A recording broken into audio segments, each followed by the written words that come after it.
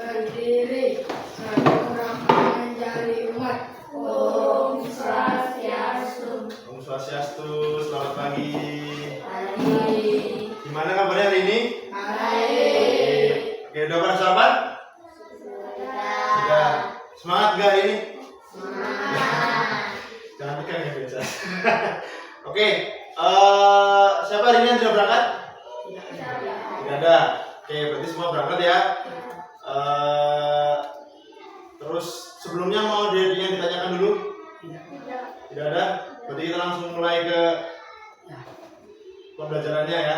Oke, seperti yang sudah anak-anak lihat itu ada coding dan kecerdasan artifisial berpikir komputasional. Sebelumnya Bapak mau nanya dulu, yang anak-anak tahu tentang coding itu apa? Coding dan kecerdasan artifisial yang pernah kalian pikirkan di dalam kepala kalian kalau kalian lihat kecerdasan artifisial atau coding itu apa? Coba berpendapat aja, bebas, nggak ada yang salah, nggak ada yang betul, semua sama. Coba apa yang pernah kamu tahu tentang coding dan kecerdasan artifisial? Apa coba? Apa, Madit? Belum pernah dengar kecerdasan artifisial? Padahal kamu setiap hari kan mainan apa? Handphone, itu kecerdasan artifisial bukan? Ayo, ada otaknya nggak di situ? Ada, ya kan? Terus apa namanya, handphone tuh kalau kamu operasikan dia nurut kan? Maksudnya segala macam hal dia bisa nentuin alarm bangun jam berapa. Misalkan kamu minta HP tolong nyalain alarm jam 7, berarti kan HP-nya bunyi jam 7. Buka YouTube, kamu pencet YouTube, dia buka YouTube. Nah, itu tuh bagian dari kecerdasan artifisial. Gampangnya gini, kecerdasan artifisial itu artinya secara mudah itu buatan. Kecerdasan itu kepintaran. Kecerdasan buatan berarti kepintaran yang dibuat. Contohnya kalau kalian pegang Chromebook, nah itu di dalam ada mesinnya, ada otaknya. Nah, itu namanya kecerdasan buatan. Itu namanya kecerdasan artifisial. Terus kalau di YouTube, di TikTok, video yang kalian terus buka itu akan terus direkomendasikan. Misal Mang Adi buka TikToknya motor-motor, terus yang keluar TikToknya video motor. Di dalam TikTok itu ada kecerdasan artifisial. Nah, itu namanya kecerdasan artifisial. Kalau coding itu seperti kita membuat sistemnya gitu. Jadi kalau coding itu apa namanya, dari kecerdasan artifisial itu awalnya dari coding dulu. Jadi coding itu kamu membuat sistem programnya supaya nanti bisa menjadi kecerdasan artifisial. Itu seperti itu. Paham? Nah, di era abad 21 sekarang yang mana teknologi itu kencang sekali, kamu sudah terpapar semua sosial media ya pasti. Kamu pegang handphone, pegang laptop, pegang apa. Sekarang dari pemerintah menggalakkan untuk memasukkan pelajaran coding dan kecerdasan artifisial. Biar apa? Sekarang kan sudah berkembang video-video AI. Pernah lihat? Yang tahu-tahu ada tsunami besar, tahu-tahu ada kebakaran hutan. Tapi itu semua buatan AI itu bahasa Inggrisnya kecerdasan artifisial, atau bahasa Inggrisnya itu artificial intelligence. Nah, bahasa Indonesianya kecerdasan artifisial. Itu rumahmu bisa Bapak rekam, Bapak taruh di AI, rumahmu kebakaran, bisa Bapak share beritanya ke info Busungbiu. Wih, rumahnya mati kebakaran di Busungbiu. Tetangga-tetangganya pada datang. Ketika datang, rumahnya kok nggak kebakar. Nah, itu kenapa pemerintah menjalankan pembelajaran ini, supaya kamu tidak termakan dengan informasi seperti itu. Jadi kamu diajarin tuh nanti selama di fase C ini, fokusnya kamu akan belajar gimana caranya kecerdasan artifisial itu kerja. Tuh ya, tuh introduction-nya atau pengenalannya seperti itu. Lalu kalau berpikir komputasional, dari kata-katanya deh, berpikir komputasional, pernah pernah dengar nggak sebelumnya? Atau mungkin kamu lihat berpikir komputasional, kayaknya ini tentang cara berpikir deh. Oh, ini kayaknya tentang komputer gitu. Menurut kalian apa kalau lihat kata-katanya itu berpikir komputasional judulnya hari ini kita? Apa yang ada di pikiranmu ketika lihat berpikir komputasional? Apa coba? Pernah dengar sebelumnya berpikir komputasional? Belum? Asing sekali berarti ya. Oke, langsung aja berarti. Berpikir komputasional itu adalah bentar, Bapak lupa. Hari ini tujuan pembelajarannya adalah ini. Jadi setelah pembelajaran hari ini, kalian itu diharapkan mampu untuk memahami cara berpikir komputasional dan memahami struktur pola berulang yang benar dan terstruktur. Tujuan pembelajarannya itu. Terus sekarang kita ke apa itu berpikir komputasional, ya. Bisa dilihat di situ berpikir komputasional itu adalah keterampilan pemecahan masalah yang berjenjang melalui pemodelan dan melalui simulasi untuk menghasilkan solusi efektif dan efisien. Jadi, berpikir komputasional itu adalah keterampilan. Kayak contohnya kamu bisa menulis, bisa membaca, itu kan keterampilan. Nah, berpikir komputasional itu adalah salah satu keterampilan untuk pemecahan masalah yang berjenjang, jadi step by step, melalui permodelan, dibuat model-model dan simulasi, jadi menghasilkan solusi yang efektif dan efisien. Jadi kalau kamu belajar berpikir komputasional itu kamu bisa punya keterampilan untuk memecahkan masalah secara efektif dan efisien. Jadi kamu kalau lihat sesuatu itu kepalamu langsung otomatis, ini dipecah dan bisa menghasilkan solusi, karena kalau ada masalah kan pasti harus ada penyelesaiannya. Di solusi yang efektif dan efisien. Jadi ketika kamu mempunyai keterampilan berpikir komputasional, kamu itu mengerjakan sesuatu itu bisa cepat, efektif dan efisien, nggak lama-lama. Gitu. Ya, jadi berpikir komputasional itu tentang keterampilan pemecahan masalah. Paham? Nah, terus kenapa sih Pak harus berpikir komputasional? Nah, di abad 21 ini kompetensi ini berkaitan erat dengan konsep 4C, yaitu critical thinking atau berpikir kritis, creativity, communication, collaboration. Jadi itu sama, keempat keterampilan ini mendukung penyelesaian masalah secara sistematis, inovatif, dan efektif. Oleh karena itu, berpikir komputasional menjadi dasar dalam pengembangan kemampuan relevan dalam tantangan masa kini. Jadi, selain kamu pinter, kamu juga perlu memahami ini. Ada di abad ke-21 ini, itu ada kompetensi 4C itu, yaitu berpikir kritis, kreativitas, komunikasi, dan kolaborasi. Nah, berpikir komputasional itu membantu 4 kompetensi itu atau 4 keterampilan itu. Jadi selain kalian bisa nanti berpikir kritis, bisa kreatif, komunikasi, nah dasarnya itu, bantuannya itu melalui berpikir komputasional. Sekali lagi itu keterampilan itu tadi, ya. Tuh, kenapa harus berpikir itu? Karena itu tadi juga kalian sekarang sudah sangat-sangat terpapar dengan teknologi, supaya teknologi tidak mengancam kalian. Jadi kalian juga harus bisa memegang teknologi itu sendiri, ya. Terus selanjutnya, pandangan berpikir komputasional ini arahnya kemana sebelumnya berpikir komputasional?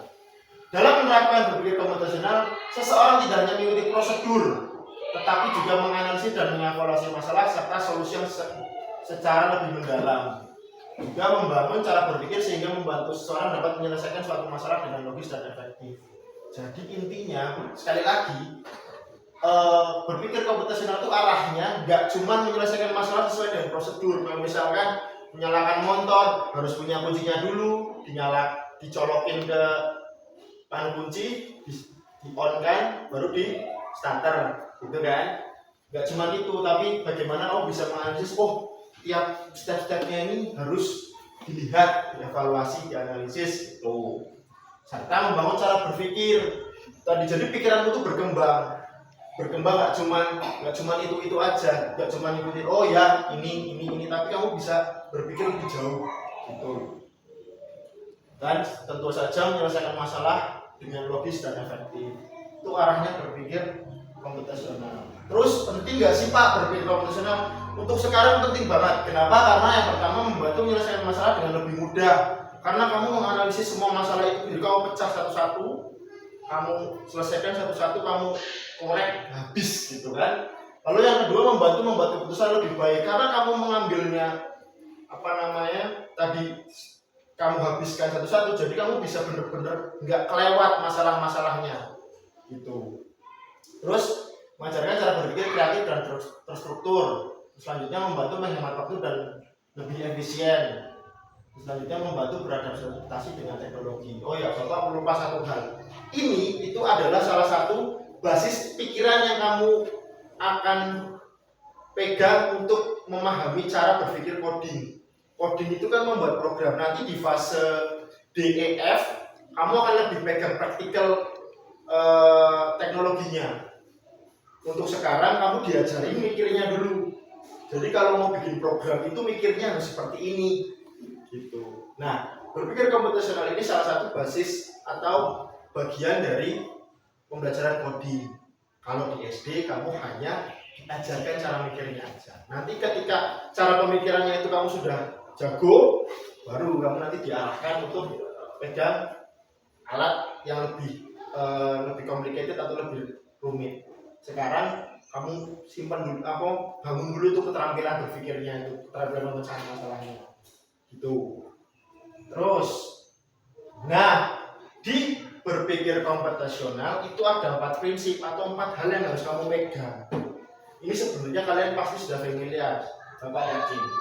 Yang pertama itu ada dekomposisi, yang kedua pengenalan pola, yang ketiga abstraksi, yang keempat algoritma. Yang pertama itu ada dekomposisi. Dekomposisi adalah memecah masalah besar menjadi bagian kecil agar lebih mudah dipahami dan dikelola dengan sederhana. Contoh dalam kehidupan sehari-hari, misal kamu ingin merencanakan pesta ulang tahun. Jadi masalah utamanya itu pesta ulang tahun. Itu kan ribet kan? Wah, berarti kita harus menyiapkan apa? Kalau pesta ulang tahun itu yang disiapin apa aja coba? Kue, oke, terus balon, terus apa lagi? Kalau mau bikin pesta ulang tahun, yang diundang siapa? Ya enggak? Tempatnya di mana? Ya kan? Terus apa lagi? Badutnya mau siapa? Kan gitu. Nah, itu contoh dekomposisi. Jadi masalah besarnya adalah kamu mau bikin pesta ulang tahun. Dengan prinsip berpikir komputasional yang bagian dekomposisi, kamu bisa mencari satu-satu. Oh, alat-alatnya itu tadi ada kuenya mau seperti apa, terus balonnya, dekorasinya mau kayak apa, ya kan? Terus yang mau diundang siapa, tempatnya di mana, siapa orang-orangnya. Nah, itu prinsip berpikir komputasional, itu dekomposisi namanya. Jadi kamu udah satu-satu. Jadi kamu detail dari permasalahan pesta ulang tahun itu, karena kamu sudah ngambilnya kecil-kecil tadi, sudah kamu detail. Jadi kamu bisa menyelesaikannya itu secara efektif. Paham sampai sini? Gitu maksudnya. Nah, itu salah satu prinsip yang pertama, dekomposisi. Yang kedua, pengenalan pola. Pengenalan pola itu mengidentifikasi kesamaan atau pola dalam berbagai permasalahan untuk menemukan solusi yang dapat diterapkan kembali. Jadi kalau pengenalan pola itu mengidentifikasi kesamaan, ya. Contoh paling sederhana, kita kemarin belajar lipatan. Sekarang Bapak tanya, ada angka 2, 4, 6, 8. Ingat, 2, 4, 6, 8. Setelah angka 8 berapa? 10. Setelah angka 10? 12. Setelah angka 12? 14. Setelah angka 14? 16. Kenapa kamu tahu? Gimana membacanya? Karena kenapa coba? Ada 2, 4, 6, 8, 10. Setelah 10 12. Nah 12. Kenapa kamu tahu? Kenapa? Karena kamu membaca ini pola angka lipatan 2 atau tambah 2 tambah 2 tambah 2 tambah 2. Itu namanya pengenalan pola. Jadi dilihat polanya. Kalau dalam sistem komputer hal seperti ini itu membuat komputer bekerja lebih cepat dan efisien. Nanti, nah sudah kan? Itu banyak banget sebenarnya yang ada di dalam kehidupan itu. Terus abstraksi. Selanjutnya menyaring informasi yang tidak relevan dan hanya mengambil bagian yang penting. Contohnya kalau dalam kehidupanmu, abstraksi itu pernah merangkum ketika literasi kemarin hari Sabtu. Kita kan literasi, kita baca 2 buku lalu kita rangkum. Ya kan? Itu kalau Bapak suruh rangkum, apakah kamu 30 halaman kamu tulis semua? Tidak kan? Kamu hanya mengambil hal-hal yang penting dalam satu paragraf. Itu abstraksi. Nah, jadi berpikir komputasional sudah ada di dalam dirimu kan sebenarnya. Ya. Oke, terus selanjutnya ada algoritma atau menyusun langkah-langkah, instruksi ataupun prosedur yang sistematis untuk menyelesaikan suatu masalah. Contohnya adalah teks prosedur. Tahu teks prosedur? Jadi kalau misalkan kamu menyalakan motor, itu yang pertama kamu siapkan apa? Kunci. Habis kunci? Apa habis kunci? Diapain? Kuncinya diapain? Dicolok. Oke, habis dicolok di on, habis di on di starter, habis starter jalan. Kalau yang mati langsung jalan, kalau yang pakai gigi dimasukkan giginya dulu. Nah itu prinsip berpikir komputasional algoritma. Jadi kamu menjalankan semuanya sesuai dengan prosedur atau secara sistematis urut satu-satu. Nah itu berpikir komputasional juga. Kamu sudah, kalau kamu mau bikin mie, bikin kopi, apa dulu yang disiapin? Gelas, terus kopi, terus gula, terus air. Habis itu diapain airnya? Dipanasin, nyalain kompor, terus dituang airnya, terus kopinya jangan lupa dimasukin. Nah itu kan. Nah makanya itu penting. Jadi untuk melakukan segala sesuatunya sesuai dengan prosedur atau urutan. Oke? Paham ya? Tuh, jadi berpikir komputasional itu intinya 4 prinsipnya itu. Jadi kamu cara berpikirnya seperti ini.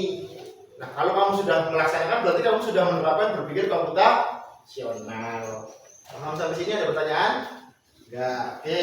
Terus hari ini kita fokus ke pengenalan pola atau mengidentifikasi kesamaan atau pola dalam berbagai permasalahan untuk menemukan solusi yang dapat diterapkan kembali. Jadi kita melihat pola-polanya itu. Kalau di sistem komputer kenapa bisa cepat bekerjanya? Karena dia memahami pola. Jadi kalau ada sebuah masalah itu dia bisa, oh ini dulu saya udah pernah, jadi oh polanya begini-begini. Contoh lagi, kalau selain yang ini, kalau Bapak punya bentuk seperti ini,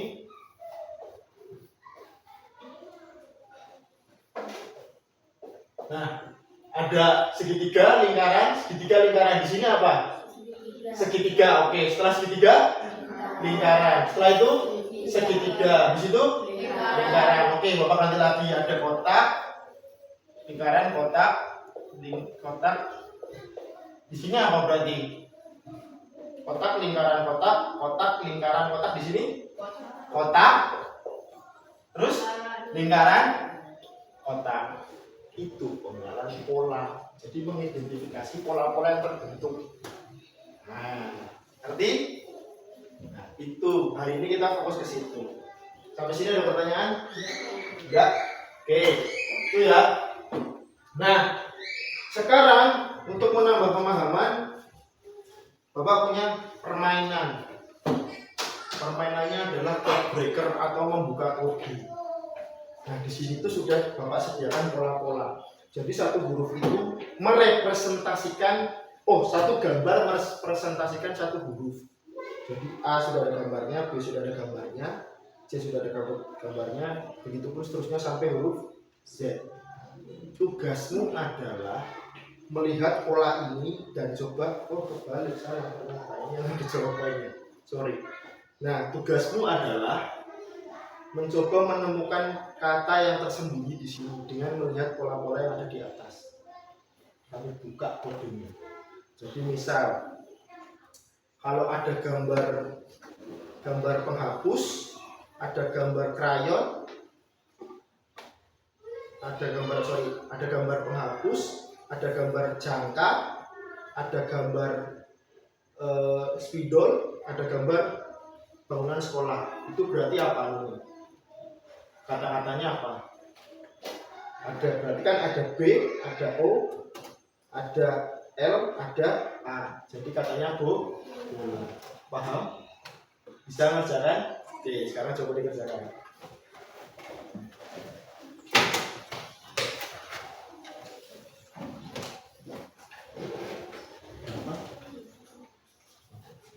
Oke. Hah? Bebas, saya boleh pensil pulpen boleh. Boleh, bebas. Coba dikerjakan.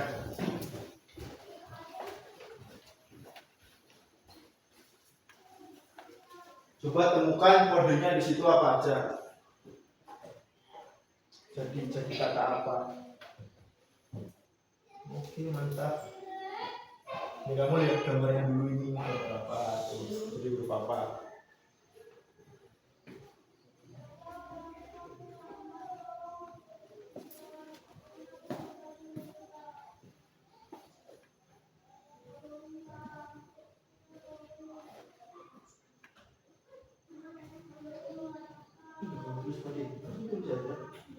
Ini kan gambarnya jadi kepala, tulis langsung aja biar kelihatan jadi bentuk kata apa.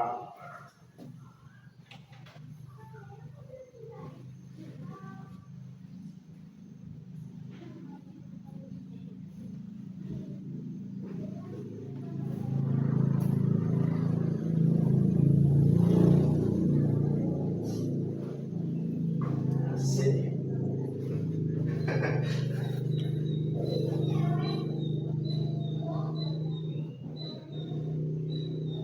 Itu katanya dalam bahasa Inggris ya. Kita sudah belajar alat-alat yang ada di sekolah, jadi harusnya kalian bisa melihat. Nah, jadi kan dua.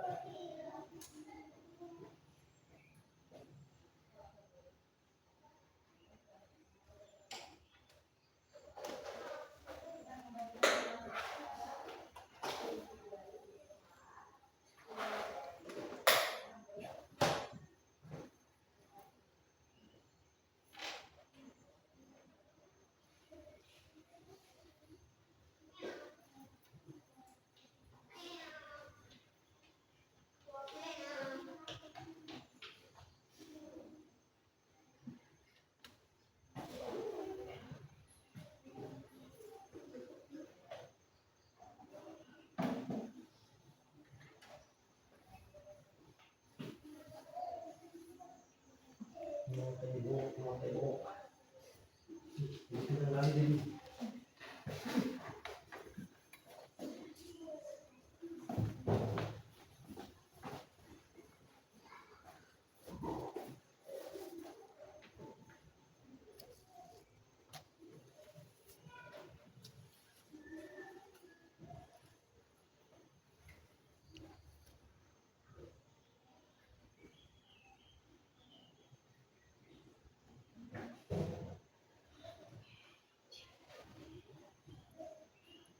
Sudah ada yang dapat 5 kata? Siapa yang udah 5? 6. Oke, udah ada yang 6. Bagus.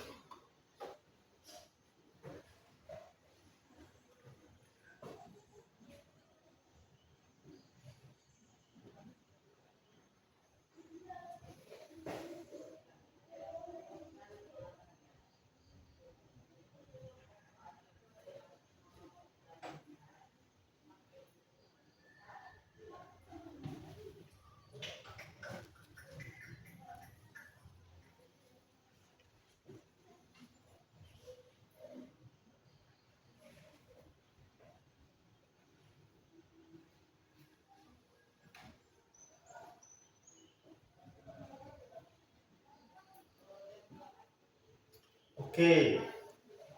Sudah ada yang dapat lebih dari 5? Siapa udah dapat lebih dari 5? Oke. Dapat berapa? 7. Siap. Oke. Sekarang coba stop dulu mengerjakannya. Coba Gus Ayu coba maju ke depan sini, dibantu teman-temannya kan Gus Ayu sudah paling banyak dapat. Coba maju sini Gus Ayu. Cek bersama-sama. Sini. Oke. Yang pertama itu apa katanya? Notebook, karena dari gambarnya apa itu? Mobil itu merepresentasikan huruf N. Oke, terus habis itu jangka ya, jangka itu merepresentasikan huruf O. Terus pensil itu merepresentasikan huruf T. Oke, terus ada krayon itu merepresentasikan huruf E. Terus ini apa ini? Penghapus ya, penghapus itu huruf B. Oke, terus jangka itu tadi apa?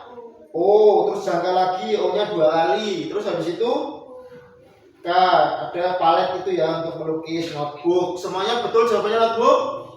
Betul. Oke, bagus. Terus yang kedua ada krayon itu E. Terus stabilo, apa stabilo? R. Terus bangunan A. Terus ini apa? Kertas ya, S. Oke, terus krayon lagi berarti E. Habis itu stabilo jadinya eraser. Eraser tuh bahasa Indonesianya apa? Penghapus. Oke. Terus yang kecil ini nih, yang 6 nih, yang cuma 3. Yang pertama penggaris itu P, terus krayon E, terus ada mobil N. Oke. Ya, segitu aja. Udah pada betul semua kan tadi jawabannya? Oke, silakan duduk kembali. Terima kasih, tepuk tangan buat Gusti Ayu. Oke. Nah, ya kalau sudah disimpan dulu karena waktunya sudah tinggal sedikit. Kita sekarang coba lihat di sini lagi ke kesimpulannya. Jadi berpikir komputasional adalah salah satu kompetensi yang diperlukan di abad 21 ini.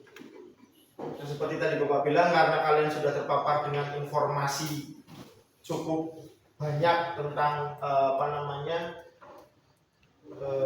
teknologi, jadi ini adalah salah satu hal untuk bisa membangun cara berpikir kalian. Karena berpikir komputasional melatih kita untuk menyelesaikan masalah secara terstruktur dan sistematis. Itu tadi ya. Itu kan tadi ada permasalahan code breaker itu tadi kan. Jadi kalian karena sudah memahami polanya, tadi kan kita belajar tentang pengenalan pola. Jadi sudah tahu pola-polanya, jadi kalian bisa mengerjakan. Gitu. Oke. Terus yang bawah pengenalan pola mengajarkan yang kita pelajari hari ini, mengajarkan kita tentang bagaimana caranya mengetahui kesamaan atau pola dalam permasalahan dan mencari solusinya. Ya, tadi kan kita sudah tahu kan ini sudah ada polanya nih. Gambar-gambar ini merepresentasikan satu buah huruf. Karena kalian sudah memahami polanya, jadi kalian bisa mengisi kata-kata yang belum dibuat tadi. Ya, jadi hari ini fokusnya kita hanya di pengenalan pola. Untuk yang minggu depan kita mungkin akan belajar ke hal yang lain. Nanti ada di komposisi, tadi ada abstraksi, ada algoritma. Hari ini itu dulu. Sampai sini ada pertanyaan? Tidak, aman ya. Yang lagi itulah tadi tentang pengenalan pola dari berpikir komputasional, yang mana kemampuan ini akan membantu kalian untuk memahami cara bekerja atau cara membuat program di coding. Gitu. Tidak ada pertanyaan? Oke, kalau tidak, Bapak akhiri. Tutup dengan para Santi. Selamat pagi.